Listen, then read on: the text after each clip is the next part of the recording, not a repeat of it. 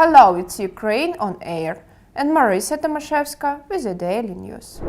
Russian aviation continues to destroy infrastructure in many regions of Ukraine, mostly by missile and bombing attacks. Heavy damage occurs in the central, eastern, northern and southern parts of the country. A truck and two buildings caught fire in the Obolonsky district of Kiev as a result of Russian military shelling. The State Emergency Service reported that rescuers eliminated the fire. According to the military administration of the capital, one person was killed and three others were wounded. According to a chairman of Dnipropetrovsk Regional Military Administration, one person died as a result of Russian troops shelling of Pavlograd in Dnipropetrovsk region. The Pavlograd 2 railway station was also destroyed. 15 freight cars derailed. Traffic through the station was stopped indefinitely. As a result of Russian troops shelling the town of Lozova in Kharkiv region, one person died and 9 were injured. The mayor of Lozova, Sergei Zelensky, said that 2 of the injured were in serious condition. Additionally, the firing destroyed about 20 private houses. Russian forces continue their atrocities against the local population and civilian objects in Ukraine's eastern regions. Populated areas in Donetsk and Lugansk regions are subjected to intensive bombing. On the 22nd of March, Russian troops dropped 2 heavy-duty bombs on Mariupol. The city was subjected to more destruction. This was reported by the Azov Regiment and the Mariupol City Council. The head of the Lugansk Regional Military Administration, Serhiy Gaidai, said that the Russian army shelled Severodonetsk, hitting a school and killing civilians who were standing in line to buy food in a store. According to the State Emergency Service, the military also shelled the Severodonetsk Children's Hospital, which resulted in the building's roof catching fire. The shelling left the city without communications and is severely damaged. Surrounded by enemy troops, the city of Kherson in southern Ukraine can be echoed as a symbol of national resistance against the unlawful actions of Russian troops.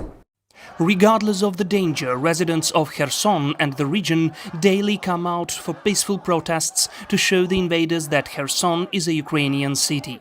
At the same time, the Russian military again and again resorts to the use of brutal force in order to break the resistance. However, so far they have not succeeded. On the 22nd of March, local residents went to a rally in downtown Kherson with Ukrainian flags.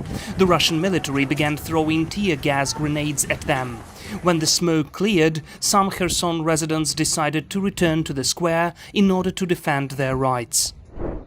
Russian forces bombed a road bridge over the Desna River in Chernihiv, depriving the city residents of available communication means and a route for receiving humanitarian aid. On the night of the 23rd of March in Chernihiv, the Russian armed forces dropped air bombs on a highway bridge over the Desna River, which connected the city to the capital. As a result of the strike, one of the bridge sections fell down. The information was confirmed by Vyacheslav Chaos, chairman of the Chernihiv Regional Military Administration. The destroyed bridge was considered important as it was used to transport evacuation vehicles from Chernihiv and to deliver humanitarian aid to the city. The death toll among the civilian population is growing due to the indiscriminate Russian attacks battering Ukrainian cities.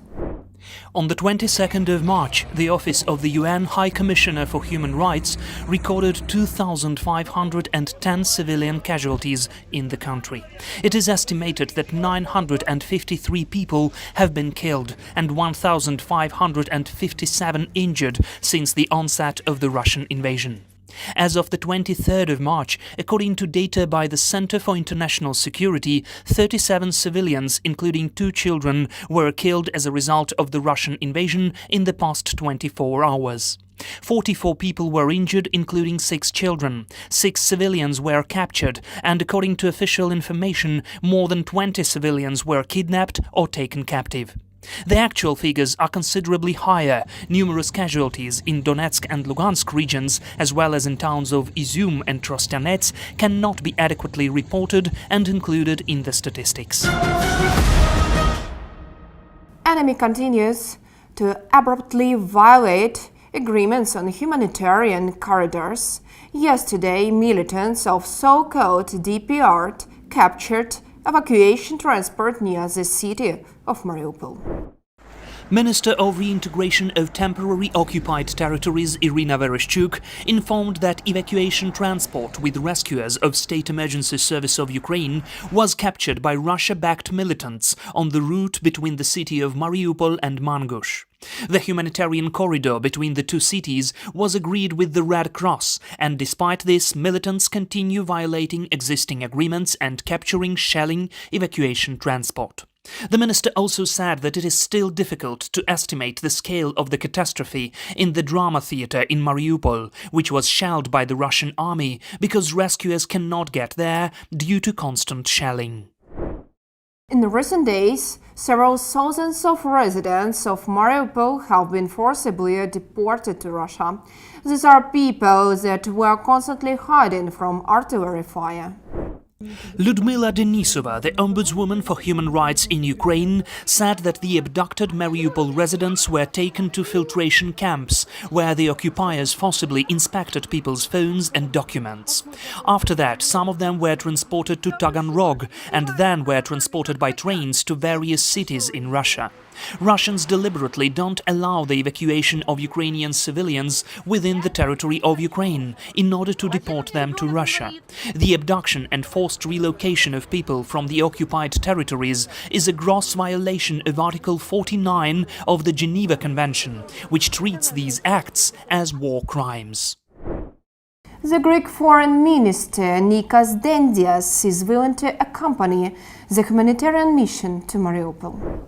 Nikos Dendias has declared he wants to lead a humanitarian mission to Mariupol, which is home to thousands of ethnic Greeks and now surrounded by Russian forces. He pointed out that Greece's priority is to protect civilians and ethnic Greeks living in Mariupol, adding that he had already informed the Ukrainian and Russian authorities about the humanitarian mission. Mariupol has historically had a significant population of ethnic Greeks. At least 10 ethnic Greeks were killed and several wounded after Russia attacked the city. Road growth forecast cut as inflation intensifies due to Russia-Ukraine war. The outlook for global GDP growth has deteriorated significantly as inflation challenges intensify and Russia's invasion of Ukraine threatens global energy supplies. Fitch Ratings' March 2022 Global Economic Outlook sees world GDP growth reduced by 0.7 in 2022 and sharp upward revisions to inflation forecasts. A potentially huge global supply shock that will reduce growth and push up inflation is hitting the post-COVID-19 pandemic recovery, Russia's invasion of Ukraine, and the economic sanctions on Russia that have followed have put global energy supplies at risk. Sanctions seem unlikely to be rescinded anytime soon. Ukraine needs a Marshall Plan to deal with the consequences of Russia's invasion. German Finance Minister Christian Lindner said on Tuesday. Our support for the Ukrainian people's fight for freedom will continue, Lindner said in a speech to the Bundestag lower house of parliament. Our solidarity with our European neighbor has a lasting basis, and that's why we need an international Marshall Plan for Ukraine. Previously, European Council President Charles Michel said he supported the creation of a solidarity fund for Ukraine to provide basic services and meet the urgent needs of Ukrainian citizens. The only tank manufacturer in Russia, Uralvagonzavod, stopped its work due to lack of components.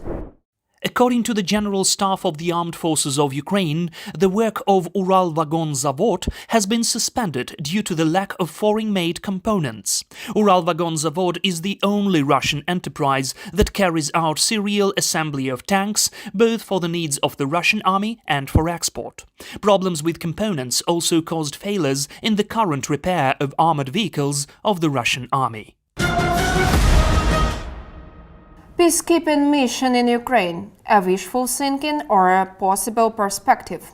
Poland suggests discussing the idea at the highest political level. On the 18th of March, Polish Prime Minister Mateusz Morawiecki said that Poland would officially propose the creation of a peacekeeping mission in Ukraine at the next NATO summit. The international peacekeeping mission in Ukraine is needed to ensure humanitarian corridors, the security of which is violated by Russia. This was stated by Polish ambassador to Ukraine, Bartosz Cichocki.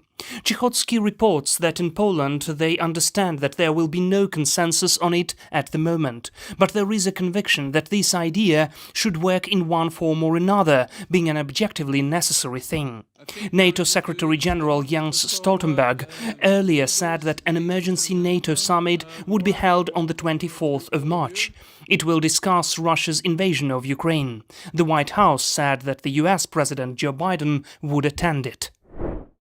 On March 22, Ukrainian President Volodymyr Zelensky addressed the Italian Chamber of Deputies. While speaking in a virtual format, he urged not to hesitate to put pressure on Russia, because the price of delay is unimaginably high: 117 murdered Ukrainian children. The Ukrainian president's address had a strong emotional impact. Volodymyr Zelensky appealed to the feelings of Italians, proposing them to imagine a city of Genoa completely burned, because that is what Mariupol looks like now. President called on Italy to support sanctions against Russia, to impose a complete embargo on trade, starting with oil, and to ban Russian ships from entering Italian ports. At the same time, Volodymyr Zelensky thanked Italians for giving asylum and warm welcome to Ukrainian refugees. Italy wants to see Ukraine in the European Union, Prime Minister Mario Draghi said after a video address by the President of Ukraine. The prospect of an Israeli Prime Minister's visit to Ukraine looms on the horizon. Naftali Bennett apparently wants to mediate a final deal, but urges the belligerent sides to move closer to reaching an agreement on their own. According to the Israeli media, Prime Minister of Israel Naftali Bennett has accepted the invitation of Ukrainian President Volodymyr Zelensky to visit the country on the condition that Kyiv will achieve significant progress in the ceasefire negotiations with Russia.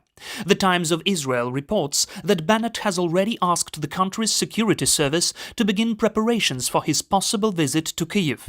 Nevertheless, some Israeli security officials expressed concerns about the risks associated with the Prime Minister's trip to an active war zone. Earlier this month, the Israeli Prime Minister visited Moscow to meet with Russian President Vladimir Putin in the Kremlin. Stand with Free Ukraine. Subscribe for our channel.